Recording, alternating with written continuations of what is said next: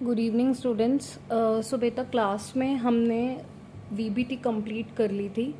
Valence bond theory बच्चे हमें ये बताती है कि अगर मेटल और लिगेंड कंबाइन करते हैं और वो एक कोऑर्डिनेशन कॉम्प्लेक्स बनाते हैं तो बेटा उनके बीच में जो बॉन्ड होता है वो बॉन्ड होता है कोऑर्डिनेट बॉन्ड, जहाँ पर लिगेंड एक्ट करता है as a donor and metal atom has empty orbital, so it will act as acceptor. One is donor, ligand is donor, and metal atom having empty d orbital is acceptor. So उसके बाद आपको एक topic मुझे discuss करना था. The topic is regarding double salt and complex compound. Complex compound जो होते हैं बेटा वो कोऑर्डिनेशन कंपाउंड को ही क्या बोल रहा है आपका कॉम्प्लेक्स कंपाउंड. सो बच्चे एक हमारे पास डबल सॉल्ट है. It is an important topic. 2 marks में एक बार in previous board exam it came that differentiate between double salt and complex compound. So बच्चे डबल सॉल्ट क्या होता है, जैसा कि आपको अपनी स्क्रीन पर विजिबल है कि जो हमारे पास डबल सॉल्ट होता है ना, ये कंटेन करता है 2 सॉल्ट्स को. डबल सॉल्ट कंटेन करता है 2 सॉल्ट्स को और इक्विमोलर प्रोपोर्शन में कंटेन करता है. इक्विमोलर का मतलब क्या है कि आपकी जो कंसंट्रेशन है दोनों सॉल्ट की वो क्या है, सेम.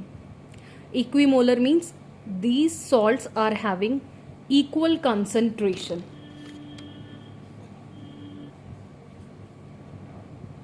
सो ये जो सॉल्ट्स होते हैं डबल सॉल्ट, इनमें क्या होता है बेसिकली 2 सिंपल सॉल्ट होते हैं जिनकी कंसंट्रेशन क्या होती है, same.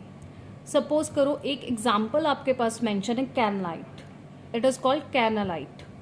It is a salt, basically double salt. Double salt means ये जो आपके पास कंपाउंड है इसमें 2 सॉल्ट्स होने वाले हैं.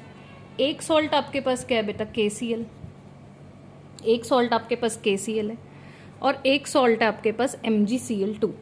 2 सॉल्ट हो गए, KCl भी और MgCl2 भी. और कितने वाटर मॉलिक्यूल्स अटैच्ड हैं, इसके साथ अटैच्ड हैं 6 वाटर मॉलिक्यूल्स. अगर हम इस सॉल्ट को ब्रेक करते हैं तो ये सॉल्ट कैसे ब्रेक होने वाले देखिए. KCl के आगे कोई भी अगर नंबर प्रेजेंट नहीं होता तो हम क्या कंसीडर करते हैं, consider it as 1. When this salt will dissociate, KCl अलग हो जाएगा, MgCl2 अलग हो जाएगा in solution and 6H2O will get separated. Double salt means because we have KCl, एक सॉल्ट है और एक सॉल्ट क्या है, MgCl2. ये दोनों जब कंबाइन करते हैं तो हमारे पास क्या बनता है, डबल सॉल्ट. और इसके साथ कुछ वाटर मॉलिक्यूल्स अटैच्ड होते हैं जिन्हें हम बोलते हैं वाटर ऑफ क्रिस्टलाइजेशन. सो जब ये डिसोसिएट होगा तो एक KCl अलग हो जाएगा, MgCl2 अलग हो जाएगा और H2O क्या हो जाएगा, अलग हो जाएगा. Next salt is potash alum. अब पोटैश एलम क्या होता है, पोटैश एलम इज फिटकरी. In Hindi we say it फिटकरी, that is used after shave. इसमें क्या होता है, एक आपके पास पोटेशियम सल्फेट होता है और एक क्या है बेटा आपके पास, एल्यूमिनियम सल्फेट. पोटेशियम सल्फेट के आगे भी 1 है और एल्यूमिनियम सल्फेट के आगे भी क्या प्रेजेंट है, 1. 2 सॉल्ट हैं और दोनों किस रेशो में प्रेजेंट है, इन इक्विमोलर प्रोपोर्शन. और वाटर ऑफ क्रिस्टलाइजेशन क्या है, वाटर ऑफ क्रिस्टलाइजेशन मीन्स बेटा इनके साथ कितने वाटर मॉलिक्यूल अटैच्ड हैं, दैट इज 24H2O. इस पूरे सॉल्ट को हम कहेंगे डबल सॉल्ट क्योंकि 2 सॉल्ट है, potassium sulphate and aluminium sulphate. Anion तो सेम है, सल्फेट तो सेम है, डिफरेंस कहाँ पर है, पोटेशियम में और एल्यूमिनियम में. कैटायन में डिफरेंस है. वाटर के साथ जब अटैच्ड होता है इसे हम बोलते हैं बेटा पोटैश एलम. क्या बोलते हैं, पोटैश एलम. एक और सॉल्ट हमारे पास होता है बेटा फेरस सल्फेट, एमोनियम सल्फेट. ये फेरस सल्फेट एक टाइप का सॉल्ट है और एमोनियम सल्फेट एक टाइप का सॉल्ट है. जब ये दोनों कंबाइन होंगे तो हमारे पास डबल सॉल्ट बन जाएगा क्योंकि दोनों की जो कंसंट्रेशन है that is same. So ferrous sulphate और एमोनियम सल्फेट के साथ जब 6H2O मॉलिक्यूल अटैच्ड होते हैं इसको हम बोलते हैं मोहर सॉल्ट. अब कॉम्प्लेक्स कंपाउंड में क्या फर्क है, कॉम्प्लेक्स कंपाउंड भी हमारे पास सिंपल सॉल्ट है. सिंपल सॉल्ट से जब भी कंबाइन करेंगे, the simple salts from which they are formed, जिन सिंपल सॉल्ट से आपके पास कोऑर्डिनेशन कंपाउंड फॉर्म होंगे उनकी रेशो सेम हो भी सकती है और नहीं भी. फॉर एग्जाम्पल आपके पास एक एग्जाम्पल गिवन है, potassium ferrocyanate, potassium ferrocyanide, potassium ferrocyanide. अब ये सिंपल सॉल्ट से मिलकर बना है, एक तो फेरस साइनाइड और एक पोटेशियम साइनाइड। जब ये दोनों कंबाइन करते हैं तो हमें क्या मिल जाता है, पोटेशियम फेरोसाइनाइड। अब इसमें एक सॉल्ट तो आपके पास है फेरस साइनाइड और एक है आपके पास पोटेशियम साइनाइड। कंबाइन किए पोटेशियम बाहर होगा और कोऑर्डिनेशन कॉम्प्लेक्स के अंदर फेरस होगा और क्या होगा, cyanide. 2 cyanide come from here, 4 cyanide come from here and ferrocyanide is formed. जो रेशियो होगी बेटा, इसके आगे 1 है और इसके आगे कौन सा कोफिशिएंट प्रेजेंट है, 4। सो इसकी रेशियो सेम नहीं है, तभी कहा है कि जिन सिंपल सॉल्ट से मिलकर ये कोऑर्डिनेशन कंपाउंड बनेंगे, दे मे और may not be in equal ratio. इनकी कंसंट्रेशन की जो रेशियो है वो सेम नहीं है, it is 1:4, not in case of double salt like 1:1। It's not same, it is 1:4। दूसरा एग्जाम्पल ये है बेटा कि जैसे ही आप ये दोनों कंपाउंड, कोऑर्डिनेशन कंपाउंड भी और डबल सॉल्ट भी, सॉलिड स्टेट में एग्जिस्ट करते हैं, पर जब हम डबल सॉल्ट को एक्वस सॉल्यूशन में डालेंगे, means if we will put it in water, क्या होगा, ये जो डबल सॉल्ट है, जैसे ferrous sulphate ammonium sulphate .6H2 मोहर सॉल्ट है, it is a double salt. जैसे ही आप इसको वाटर में डाल देंगे, इसको ये जो एक्वस सॉल्यूशन में जाते ही डिसॉल्व हो जाएगा अगर वाटर में, it will break into ions. आपको पता है FeSO4 कैसे ब्रेक करने वाला है, Fe2+ SO4 2- Fe2+ आ गया। आपको ये भी पता है कि अमोनियम सल्फेट कैसे ब्रेक करने वाला है, 2NH4+ SO4 2-, एक SO4 2- फेरस सल्फेट से आएगा, एक SO4 2- अमोनियम सल्फेट से आएगा। सो Fe2+ + 2NH4+, एक सल्फेट यहाँ से एक सल्फेट यहाँ से, तो कितना हो गया, 2SO4 2- + 6H2O। अब जो मतलब कि जैसे ही हम इसको वाटर में ऐड करेंगे ना बेटा, ये कंप्लीटली आयंस में डिसोसिएट हो जाएगा। अब आपको पता है कि हमारे पास जो भी कॉम्प्लेक्स सॉल्ट होता है, कोऑर्डिनेशन कंपाउंड होता है, वो सॉलिड स्टेट में भी एग्जिस्ट कर सकता है और एक्वस सॉल्यूशन में भी एग्जिस्ट कर सकता है। आपको क्लास में मैंने बताया था, जैसे कि आपके पास एक कोऑर्डिनेशन कॉम्प्लेक्स है, ये बच्चे कॉपर एमोनियम का क्या बन गया आपके पास, कॉपर और एमोनिया का क्या बन गया, कोऑर्डिनेशन कॉम्प्लेक्स। मैंने आपको क्लास में बताया था कि कॉपर और एमोनिया जब इस ब्रैकेट में क्लोज होते हैं, दैट मीन्स कॉपर जो है वो मेटल एटम है और कोऑर्डिनेशन नंबर 4 है।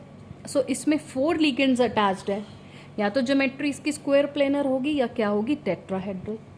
जो भी आपके इस ब्रैकेट के अंदर आ गया वो कोऑर्डिनेशन कॉम्प्लेक्स है। और कोऑर्डिनेशन कंपाउंड कैसे बनता है, जब मेटल एटम और लिगेंड क्या बनाते हैं, कोऑर्डिनेट बॉन्ड। और कोऑर्डिनेट बॉन्ड जो होता है बेटा, वो it is a type of covalent bond.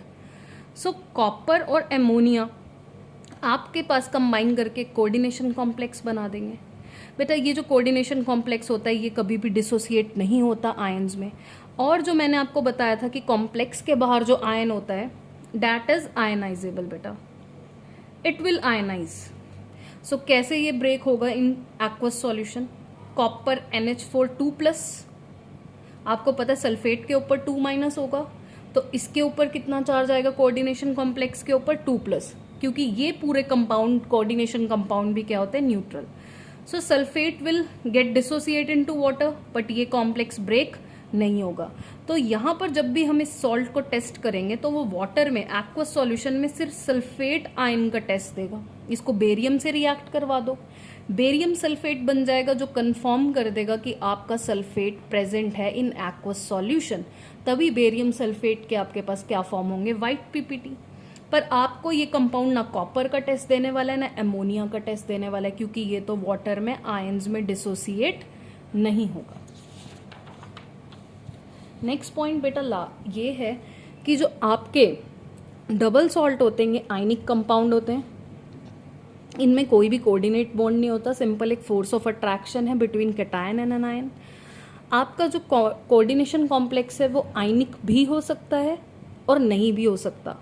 आपका जो ये आयनाइजेबल पार्ट होता है जिसे हम काउंटर पार्ट बोलते हैं, जो वाटर में जाके डिसोसिएट हो जाता है, counter part.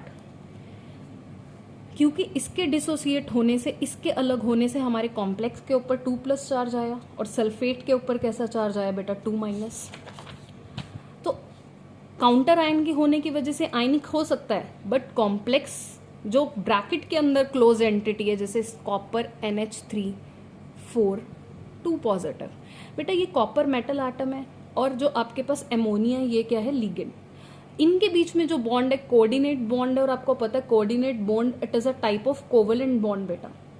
So complex part is always contain coordinate bond, so that's why it may be ionic और not. The next property is, अब जब आपका डबल सॉल्ट वाटर में डिसोसिएट हो जाता है तो जो उसके कॉन्स्टिट्यूएंट की प्रॉपर्टी है वही डबल सॉल्ट की प्रॉपर्टी होगी।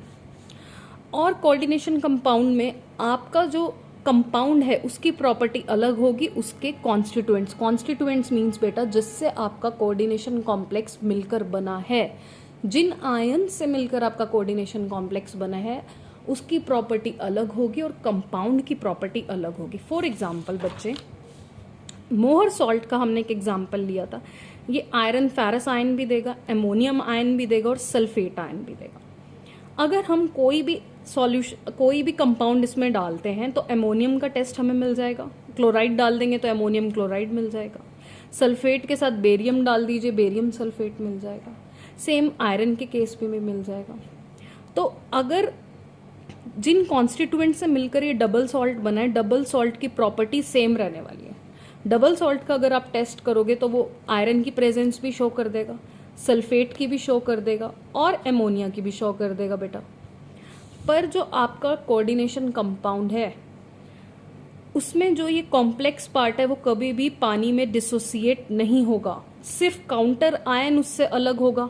सो अगर कोई साइंटिस्ट या कोई भी पर्सन एक्सपेरिमेंट कर रहा है तो उसको लगेगा कि इस सॉल्ट में सिर्फ सल्फेट प्रेजेंट है, क्योंकि ये तो जो कॉपर और एमोनिया है अलग नहीं होंगे, इनका टेस्ट हमें नहीं मिलेगा। हमें किसका टेस्ट मिलेगा, सिर्फ सल्फेट आयन का, क्योंकि कॉपर और एमोनिया जब कोऑर्डिनेशन कॉम्प्लेक्स बना लेंगे तो इसकी प्रॉपर्टी इन कॉपर और एमोनिया जिन आयन से ये बना है उससे क्या होगी, डिफरेंट होगी। सो यहाँ पर अगर हम कॉपर और एमोनिया का टेस्ट लगाने जाएंगे वो हमें नहीं मिलेगा क्योंकि ये आयनाइज नहीं करता। So basically it is an important difference. It comes in board exam, the difference between double salt and complex compound. Thank you.